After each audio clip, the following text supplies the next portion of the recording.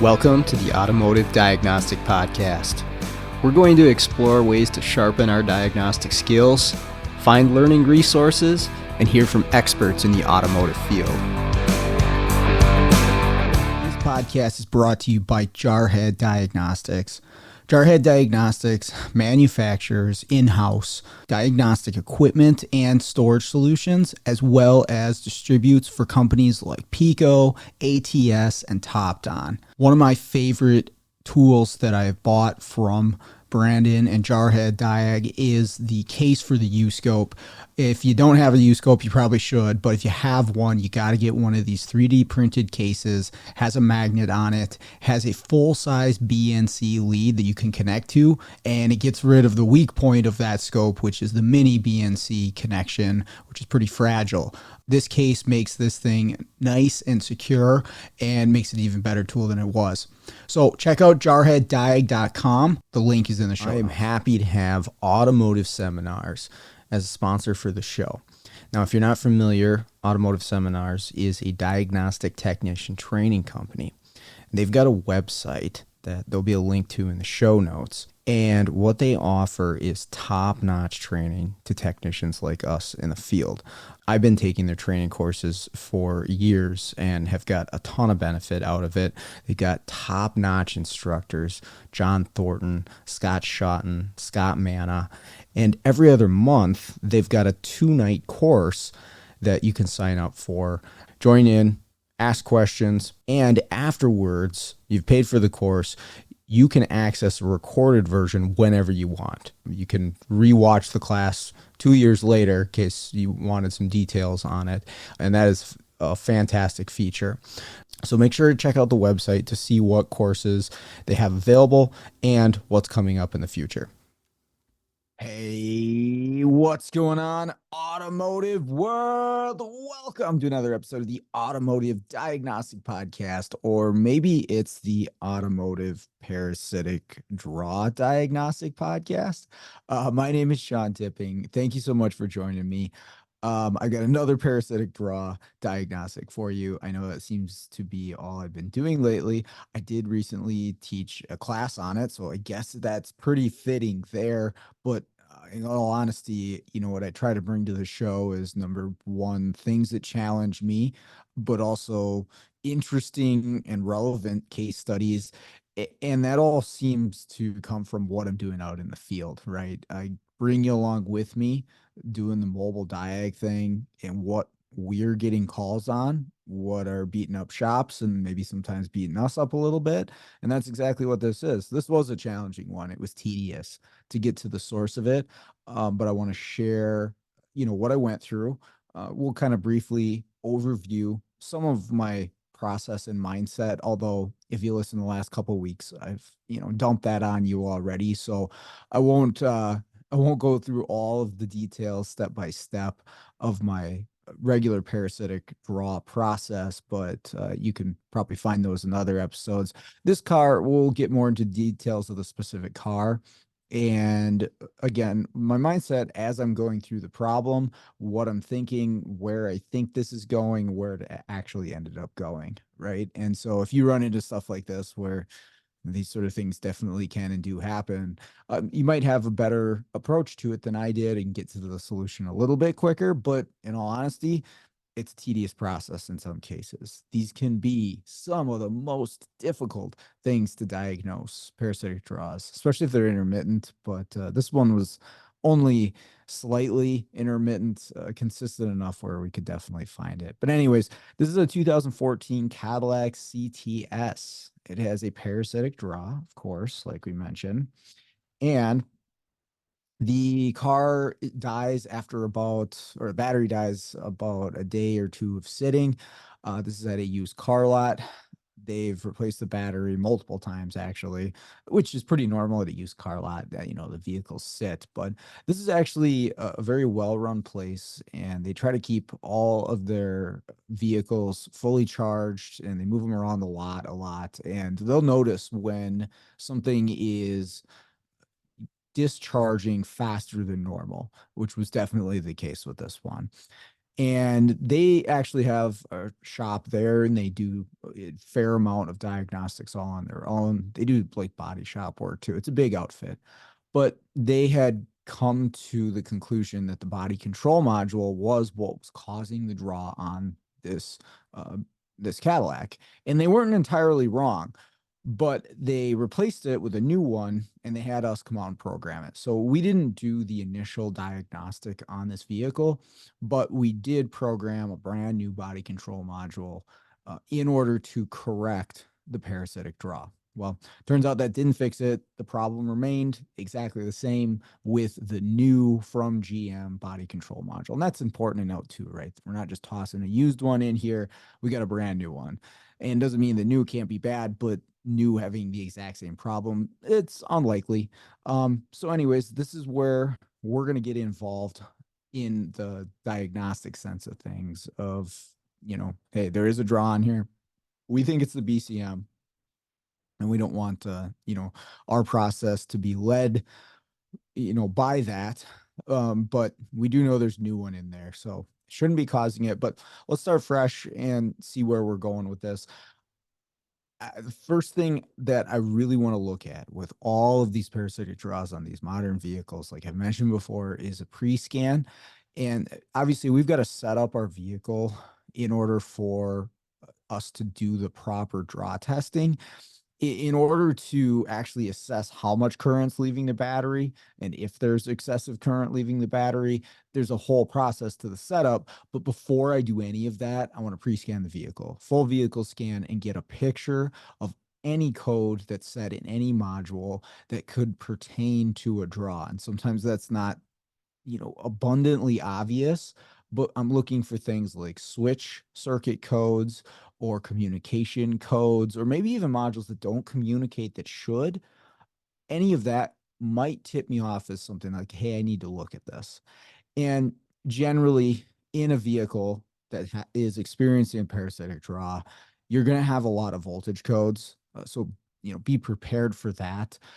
I document pre-scan on every vehicle I do, but I think it's really important on these to actually go through the codes and look at it and say, hey, that might be something that I should pursue. And it might skip you ahead past all this other junk. Well, I shouldn't say junk, but it was tedious. If I could skip ahead past the tedious part, that would be awesome. And sometimes the code can do that for you. It gets you to the end a little quicker because a module is saying, hey, there's something wrong with this circuit, and that circuit is what happens to be keeping a module awake, potentially. Anyways, there is a YouTube video for this if you want to follow along. I've got some scope capture, some diagrams, and right now I have the pre-scan up on my screen. I'm not going to read all the codes to you. There's a lot of low voltage codes across a bunch of modules in this thing. There are a few circuit codes in here, something to do with the cruise control switch, the dimmer switch, and a couple other ones with the amplifier, signal circuit, short to ground. And I'm going to keep an eye on those. Now, just about everything is history. That is one thing to note. So we'll document this, save it as a PDF, and I'm going to clear everything. And there was nothing that came back as a hard fault. I cycled the ignition a few times, didn't see anything pop back up. Okay. Doesn't mean that one of those won't come back, but at the moment, I don't have anything. And at this point, I have what codes were stored. So I'm going to prepare the vehicle now to actually go to sleep so that I can assess, because I don't even know how much draw there is or if there is for sure a draw right now. So what I do for that, open all the doors, open the trunk, open the hood, close all the latches, right? Close the hood latch, close the door latches, close the trunk latch so that the vehicle, whatever module's in control monitoring those circuits, thinks all the doors, the trunk, and the hood are closed, but that I can physically access any component that I need to in the vehicle without waking anything up or disturbing the vehicle. Okay. So we'll do that. And I'm going to place an amp clamp around in this case, I picked the negative cable of the battery. You can do the positive, doesn't matter. Just go to the battery. And our first goal is to figure out exactly how much current's leaving the battery. Step one, right? And so it was about a half an amp. It did eventually drop down to just under 400 milliamps, and that's kind of where it sat. And I waited about 10 minutes or so, and I expected to see that drop at least a little bit over the course of 10 minutes, and it didn't. And I'm going to wait longer because some vehicles do take longer, and you got to be aware. Sometimes your wait period can be quite a bit. Now, that all depends on what is the size of the draw, right? If it's 2 amps, you don't have to wait the full 40 minutes that you might have to if it's a quarter of an amp, right? Now here I have almost a half an amp, just about 400 milliamps. And I don't know exactly when on this vehicle that should drop. I should say Sean right now knows how long that will take. But in the moment, working on that Cadillac, I didn't know for sure how long that takes that Cadillac CTS to fully go to sleep. But after about 10 minutes, I would expect something to happen. Now I'm going to wait a little bit longer. And while I'm doing this, while I'm waiting for the vehicle to go to sleep, this is a time where I can do a few different things, but all equally important. Number one, you can look for service bulletins and known problems. The thing that I find is parasitic draws and looking for known problems, like if you're searching identifix or stuff like that, it is you get a little bit of everything, right? Because so many different things can cause a draw, and so many things have caused a draw. For whatever reason, you see the radio is like the top hit for like every vehicle ever that's had a parasitic draw. But then there's a list of 20 different things that people have found as draws. And I guess I seem to find that as well is, yeah, there's pattern failures. For sure, there's pattern failures with this, but a lot of these draws end up being one-offs. Like, I don't see that same draw on that same vehicle again. Again, not to say there isn't pattern failures out there because I know there is, but so many different things can cause a draw that it's kind of random, which makes our diagnostic process and the way that we approach these even more important because even if we wanted to, we can't really rely on pattern failures that often on draws. But I'm going to look at that anyways and just see, hey, is there anything super common that I might want to look at first, right? I'm still going to do my testing, but maybe I can zero in on the radio or whatever first. Didn't really see anything. I did see the radio at the top of the list, but I didn't see anything that really stood out to me as like, hey, I need to go look at this thing specifically because it's really common on a 14 CTS. Okay, that's fine. The other thing I'm going to do while I'm waiting for this thing to go to sleep is an audible and a visual inspection inside of the vehicle. And you really want to do this. And again, it depends on the size of the draw, right? Especially for like an audible. Like if you hear something doing work, moving, you're going to have, an amp or more of current most likely. And so something that's audible, and that's going to make it easy to find, but a visual as well. And I'm not just talking about the dome lights. I'm talking about anything electronic. And we got a lot of LEDs on vehicles nowadays. Anything that's on that shouldn't be on after a certain period of time. And I actually saw something on this vehicle. So if you can imagine the center stack, the infotainment center in the center of the dash there, it's the Cadillac Q style. It's got the big screen and the weird touch panel that always has issues because it doesn't actually have buttons.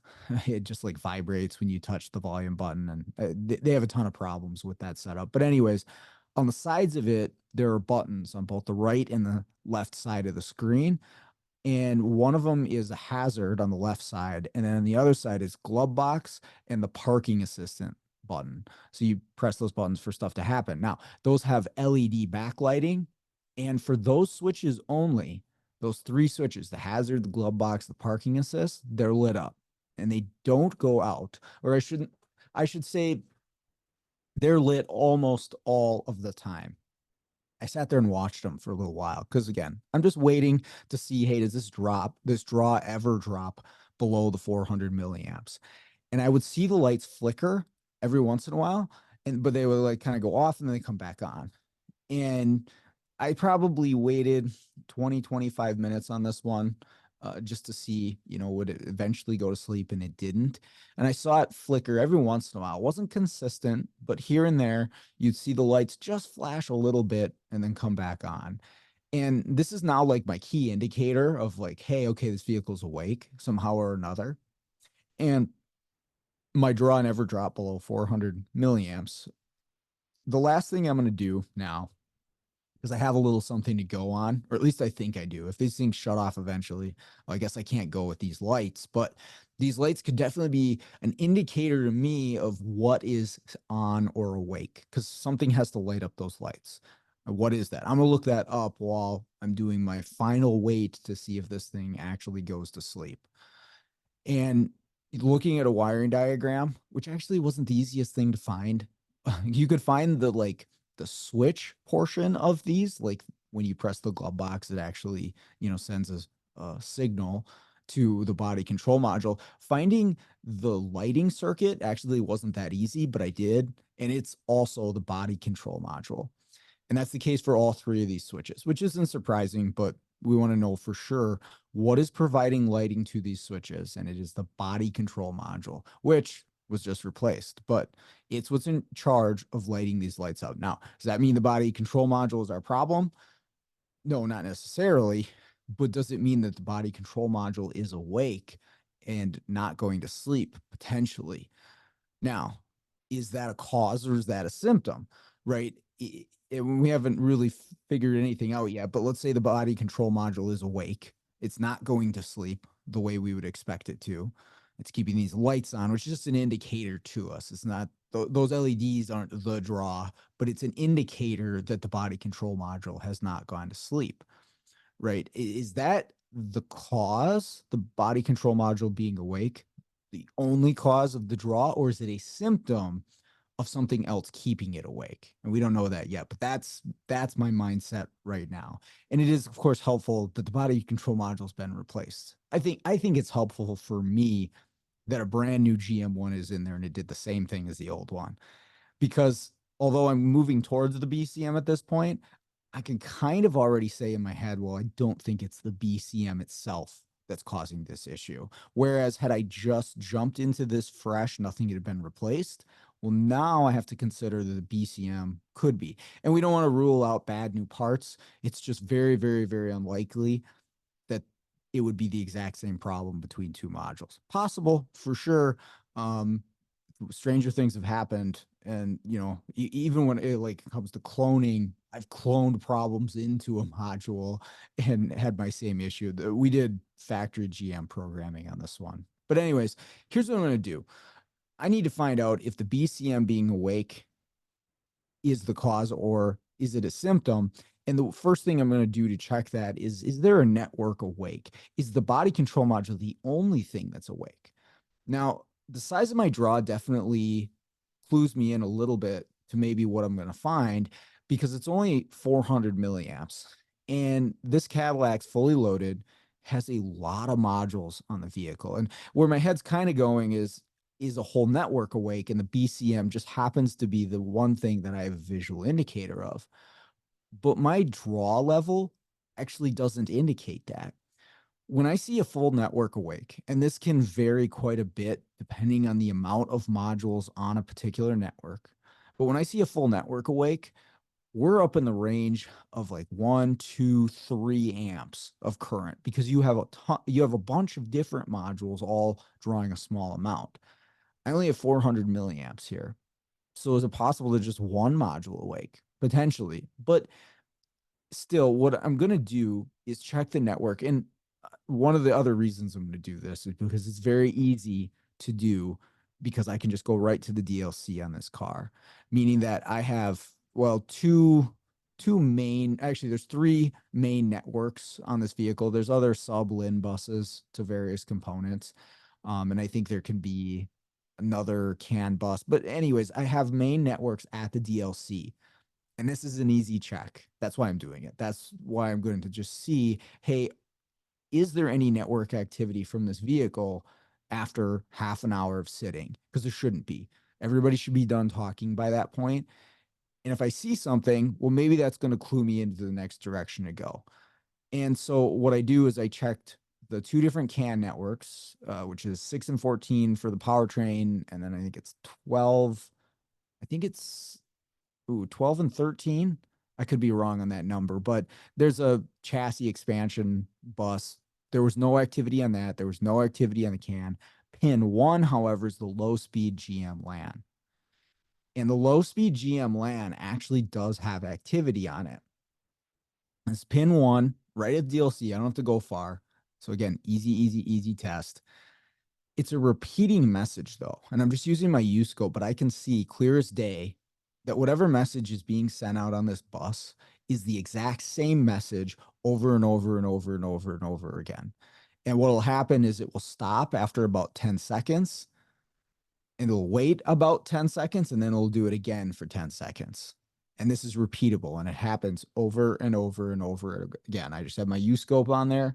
I'm looking at the data that's being output onto that network, which shouldn't be there. And it just keeps spitting out the same message. So it looks like a single module putting out a message onto this network, which kind of makes sense because the draw that I have could be from one single module. It doesn't appear to be a whole network of modules awake, but I do have activity on a bus. Okay.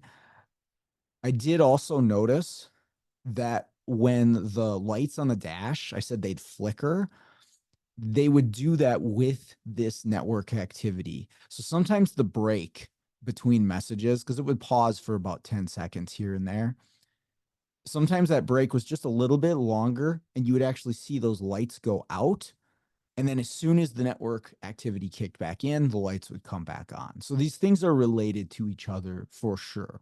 What is this? I don't know. Maybe something aftermarket. That's what I'm thinking immediately. I'm like, there is an aftermarket device who is talking on this bus that's been tied into the low speed GM LAN, like a remote start or anti-theft or who knows, a GPS tracker. I've seen all that stuff. It's talking on the network and that's causing the BCM to wake up and turn those lights on. That's what I'm thinking. Okay. So now I just have to determine, okay, where is this message coming from? That's my next goal, is who is talking on this bus here. Again, looks like one module. I can't tell who's saying what. I did look at it with the Pico, which I have a scope capture up on the YouTube video if you want to check that out. It gives a little bit more detail and a little bit more clarity of this is the same message over and over and over again. It never changes, right? I don't know what it says, but if you were to translate the bits, the voltage pulses into bits, it would be the same message over and over again. I was playing around with the LIN bus decoder in Pico just for fun when I was making the PowerPoint. And I don't think, and somebody can correct me if I'm wrong, I don't think it works with GM LAN, but correct me if I'm wrong there. I know it's similar to a LIN bus, but it's not really a LIN bus. I'm just learning with the decoder right now. If somebody has a way to decode the GM LAN low speed, let me know. I'd be interested to know.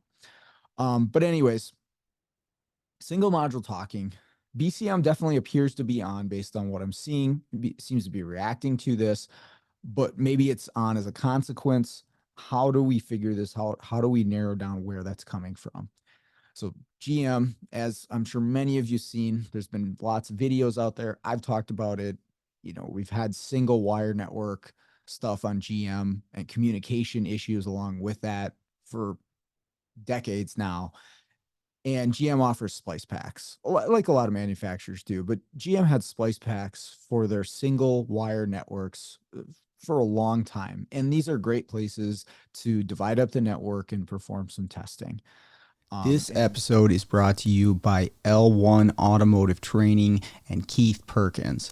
If you're looking for education on module programming, J2534, EEPROM work, key and immobilizer, electrical diagnostics, or drivability diagnostics, Keith has a website, l1training.com, that's got over 60 hours of training videos on all those subjects and more. When I first started out doing mobile, I utilized Keith's videos on module programming in J2534 in order to get my head wrapped around what I would need for the tooling, the computers, the software setups, what kind of obstacles I would be up against when I'm out there programming modules on cars. And it was a huge benefit to me. And I continue to use the training videos that he has on his website. So I strongly recommend checking out l1training.com. The link is in the show notes. Perform some testing. And just so happens that there's two splice packs on this one, but one is right under the hush panel, right near the DLC. So I don't have to go very far. Just pull a couple screws down, pull the panel down. I've got a little connector there that's taped to a harness, and it's got a bunch of green wires going to it, which are all the GM LAN. Now they're lettered, so you know which leg of the circuit they are. But what I'm going to do here is separate the comb from this network and then look at my network activity on each leg, or I could add one leg at a time, but I'm just going to look to see which leg of the network has the activity. Okay, now I mentioned there are two splice packs in this vehicle. The JX200 is up where I am at the DLC, and then the JX300 is the rear splice pack. It's like behind the rear seat. I didn't actually access that. But what I found was it was pin A on JX200 that actually had the network activity that had this repeating message on it. And that goes to the rear splice pack. Now I can access the rear splice pack. I can do that, but I'm looking at my diagram of the GM LAN and I see that my body control module is on the leg that connects to the BCM goes to the rear splice pack. Okay. And I'm looking at the diagram already because I was doing my separation of the comb, and I'm also lazy. And so the BCM where I am in like actual proximity of the vehicle is right in front of my face.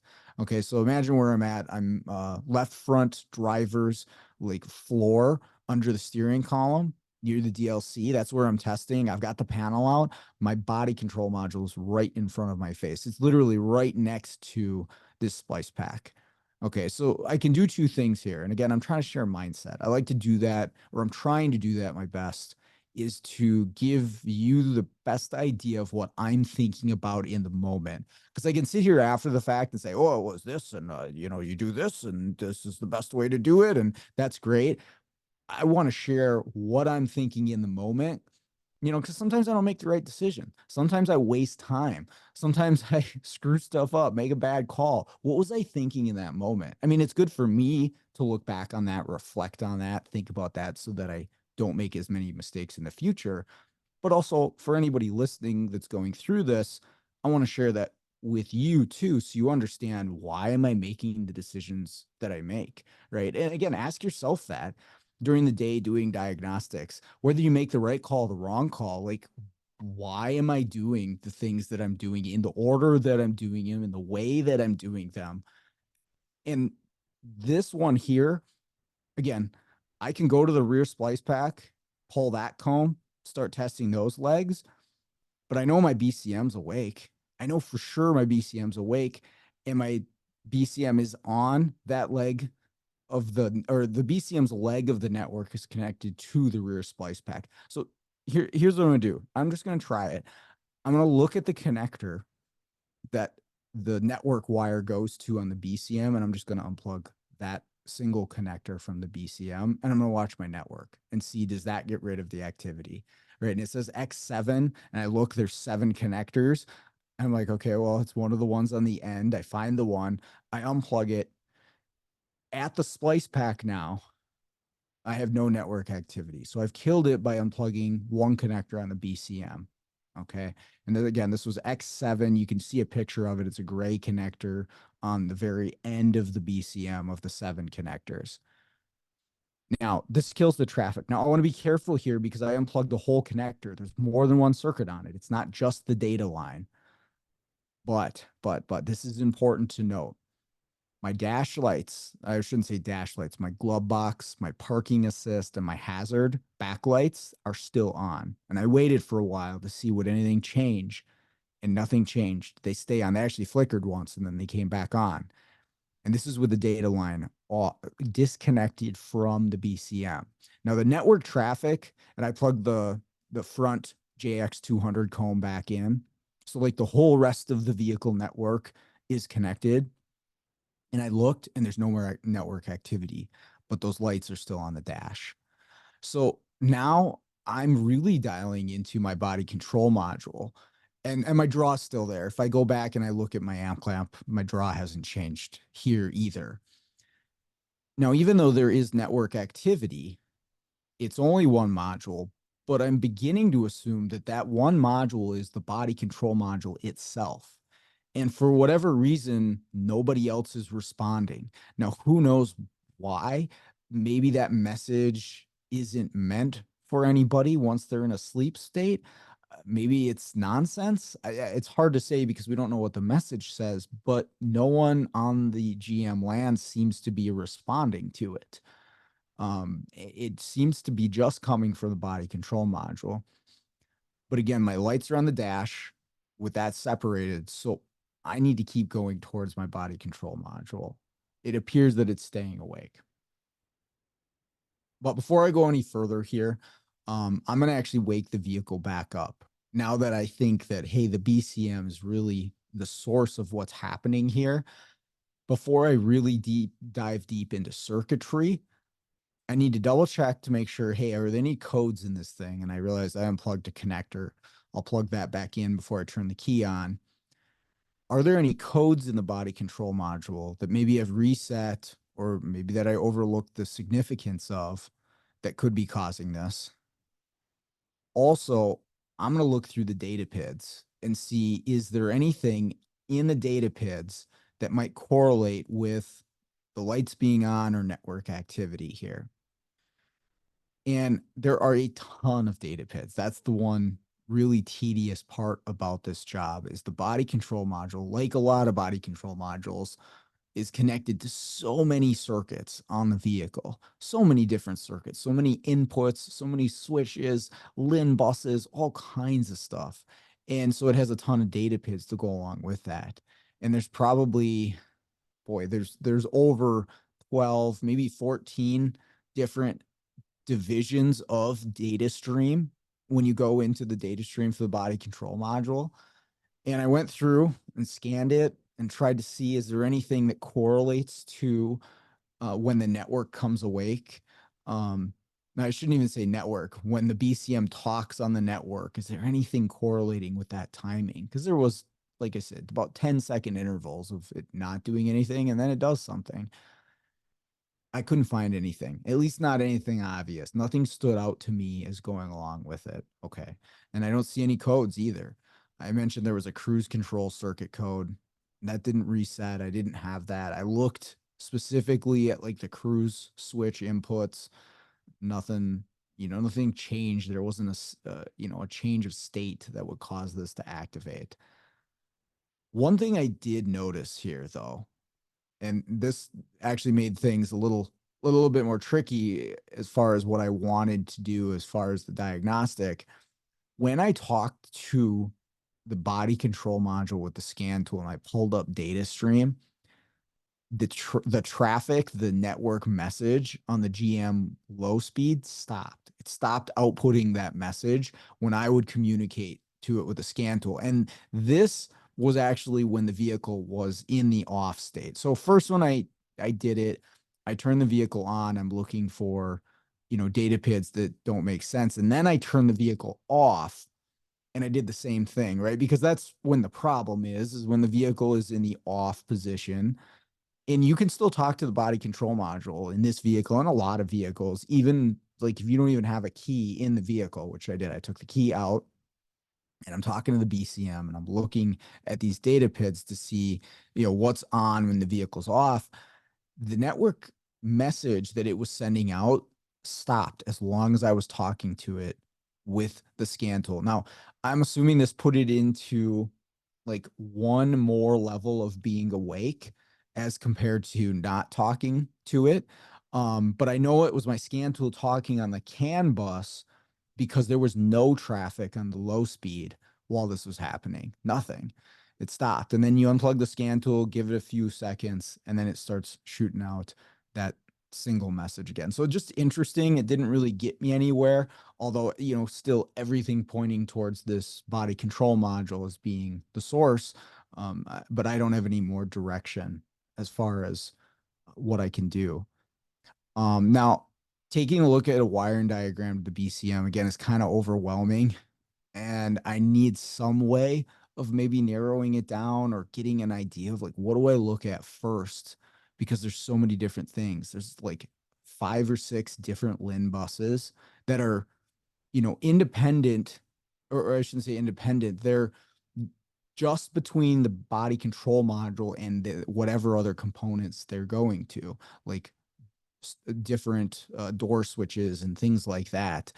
And I would have to check those individually at the BCM with a scope to see maybe something's acting up on a LIN bus, which is then causing the BCM to wake up, right? Or same thing with a switch circuit, right? A switch circuit is switching when it's not supposed to when the vehicle's off, and that's causing the BCM to wake up.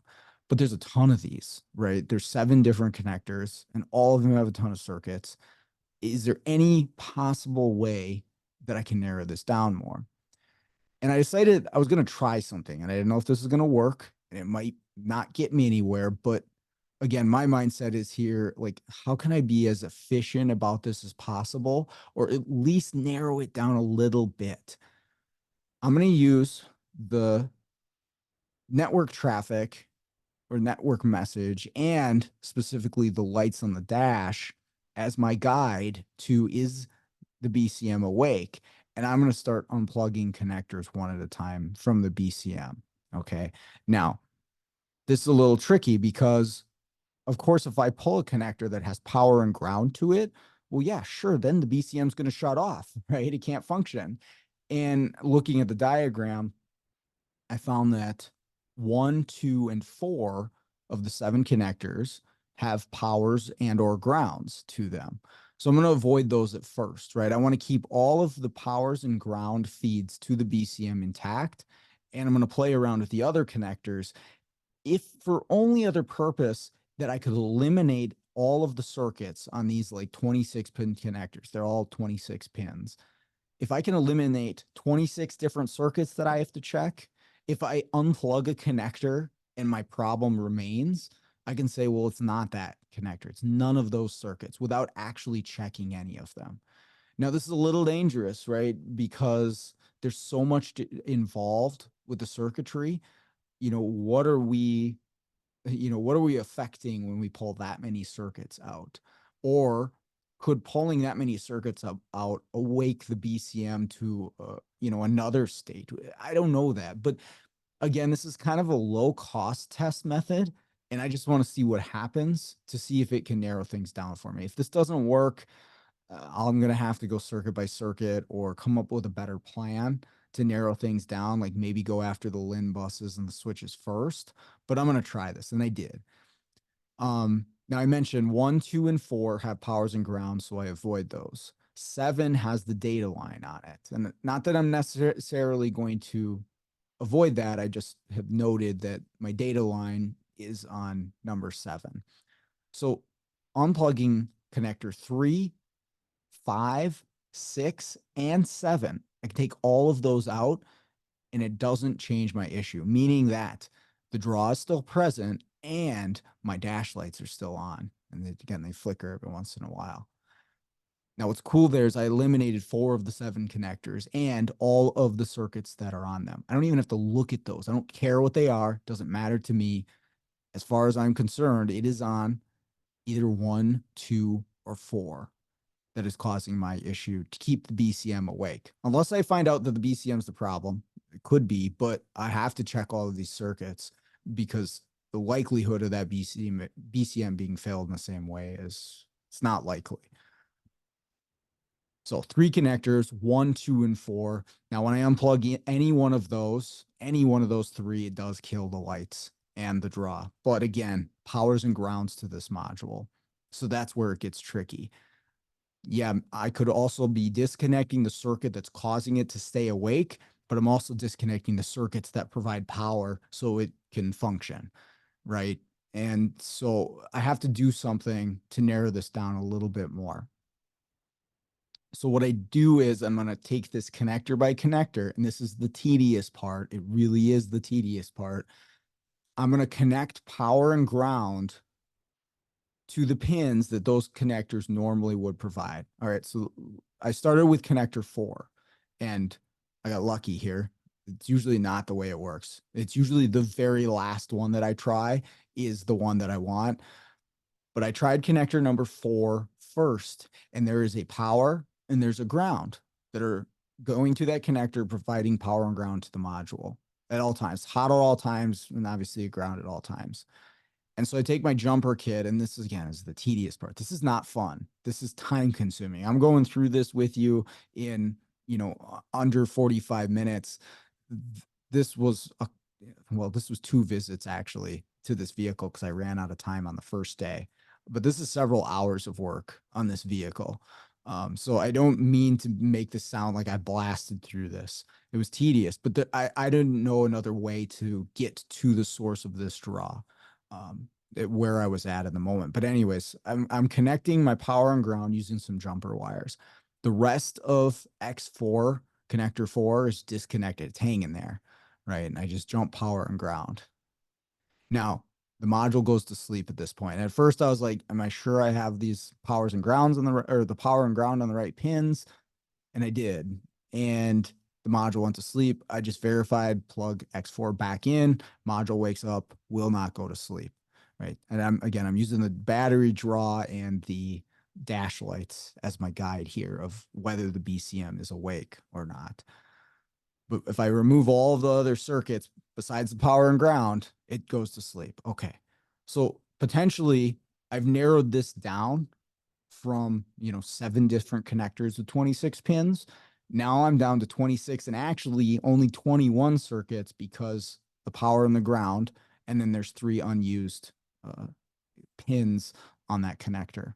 So I got 21 circuits. So this actually makes this a more manageable thing for me to find. I can sift through 20 circuits, 21 circuits without too much work. Trying to go through all 7 different connectors, that's a ton of work.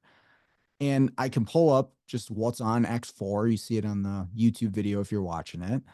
And I can look to see specifically, hey, are there any switch circuits or LIN buses on this connector? And there were some what's called signal wires on this. And I'm really going to zero into there. Like the top half of the connector is all supply voltage, meaning voltage coming out of the BCM. And I don't want to discount those circuits, but I'm going to really focus in on anything that's feeding into the BCM as an input, because that's something that could wake it up. And I've got things like the current sensor signal, a feedback signal from the exterior lights, accessory wake up serial data supposed to come from the BCM and the communications enable. And there's another feedback circuit. But those are the ones I'm going to look at real specifically. But it's easy enough with this now. I take my scope and I do this open circuit. So X4 is unplugged and I go with my scope along all of the pins on X4. And I'm just looking for, is there voltage that's switching on and off? And I didn't see anything. I saw power on the power feed.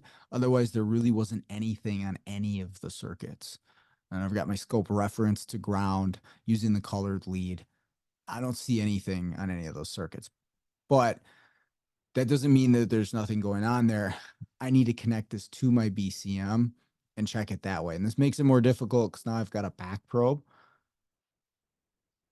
But again, I'm going to focus in on the sensor signal and the feedback circuits first, and then I'll go to the other circuits if I don't see anything there. I can go to all the power supply. There's 14 different circuits that all say voltage supply coming out of the BCM. I'm not going to start with those. I'm going to start with the ones that say signal and see if there's anything switching on there. Okay. And that's 6 different circuits that or 7 different circuits that I'm going to start with. I can back probe 7 circuits and see what happens with my scope. Now, what I'm doing is, and this is really helpful where a 2-channel scope is, it's handy, is I got my X7 plugged back in. Actually, I have everything plugged into the BCM at this point, and I'm back probing on 7, but I have another channel of my scope on the data line so that I can have my laptop right there on the floor in the driver's floor there near the accelerator. And I can watch when there's activity there, when the BCM is actually shooting out a message. And I can correlate that with these other circuits to see, is there a timing where something happens on one of these circuits and then the BCM talks? Because that's, if I find the problem, if I find the circuit that is switching and doing something, I should see a slight delay. It's going to be very small, but the scope shows it to me as a certain period of time before that message starts. Because I mentioned that repeating message will pause for about 10 seconds and then it'll come on for 10 seconds. And so I'm just looking for, hey, something happens here, then it starts talking.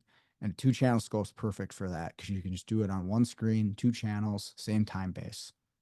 Okay, so I do this, 7 circuits. I end up finding pin 19 is a perfect correlation. So pin 19 starts at battery voltage and it drops down to a ground. And as soon as it drops down to the ground, it's very brief when it pulls down to a ground, you see the data line wake up and start talking, which is the BCM spitting out that same repeating message. And it's a very, very brief period of time, but it's a perfect correlation to when that thing pulls down the ground, the BCM starts talking. So I need to figure out what is on the circuit. It says feedback signal in the diagram. It says exterior light system. So I have to go to a different diagram to figure out exactly what this is coming from. But it's pin 19, a white yellow wire. So I go to my lighting diagram and I see that this goes to the right lower headlamp assembly, or it's also called the multifunction LED output module right headlamp. Okay, so what is that? If you look at the front of the Cadillac, and not all of them had this, some of them had the different style, but this would kind of be where the fog light is, but it's a long LED strip that is lower than the actual headlight, right? It's like a teardrop coming out of the actual headlight, and it's an LED, and it's an LED module or driver inside of there. And if you look at the factory diagram, you can see this white yellow wire that goes from the BCM out to this headlamp assembly, or they call it a headlamp, LED control module. And inside of the LED control module, you can see there's a switch, which is probably a transistor, in that driver that toggles to ground. And then in the body control module, you can see that, oh, okay, it's a monitoring circuit that provides a voltage reference. And I mentioned there's when the connector's plugged in, the BCM's connected, there's 12 volts there. Even when the car's off, it still has 12 volts there. Why they do that, I don't know, but they do. And so it has constant voltage on that circuit. And then this thing can potentially pull it to ground whenever it wants. It's not supposed to when the car is off, because the BCM also provides the voltage supply for this controller to actually work. Now you look, there's another circuit and it provides voltage for this thing to actually like turn on and operate. And that circuit's not active. The BCM has shut that down.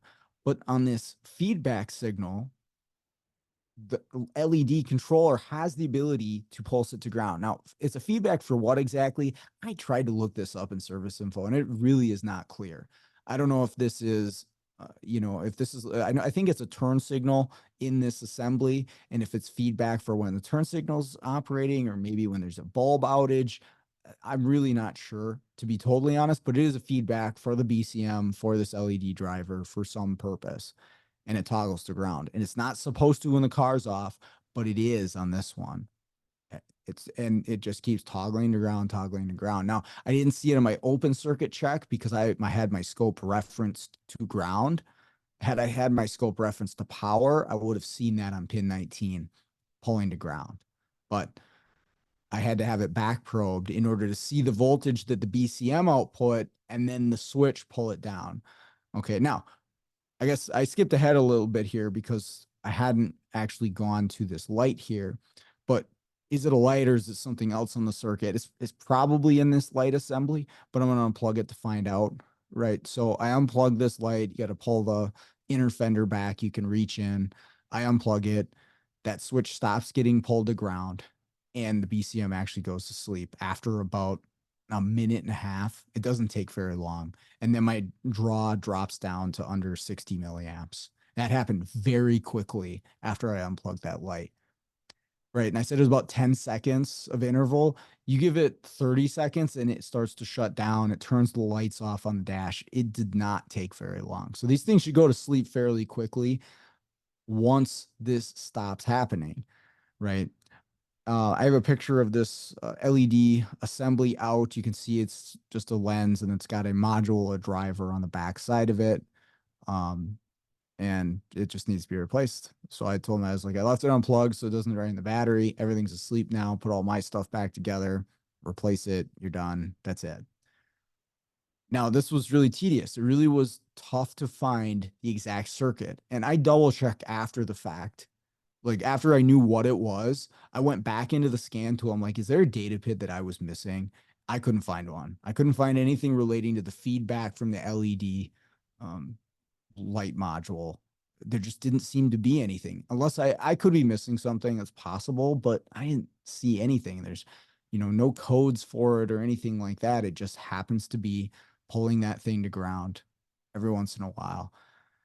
And that was what was keeping it awake. So really, really interesting, but also tedious. And I guess that's one thing to keep in mind before we wrap this up is like these things are not easy. Um, Understand that going in, that it's going to be a lot of work and charge appropriately. That's the big key here, right? I charge for my time because it takes a lot of time to do these.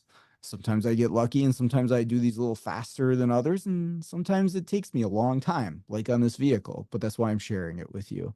But it doesn't mean that we should be afraid of them. Like we can work through it. We can figure out what's causing these draws and what's causing modules to stay awake, which seems to be like every draw nowadays.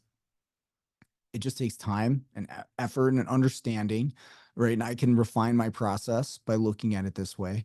But when we're doing these things, like charge appropriately for these. This is not the same thing as diagnosing O2 sensor code or something like that. I mean, I say that, and tomorrow I'll have like the most challenging O2 sensor code ever. But these are their own class. It's its own tier of diagnostics, as far as I'm concerned. But there's lots of them out there, and it's only gonna get worse with all the different modules and electronics on vehicles. So get good at this stuff, and you make a lot of money. So that's all I got for you today. Thank you so much for listening. I really appreciate it. But with that out of the way, let's get out there, start fixing the world one car at a time.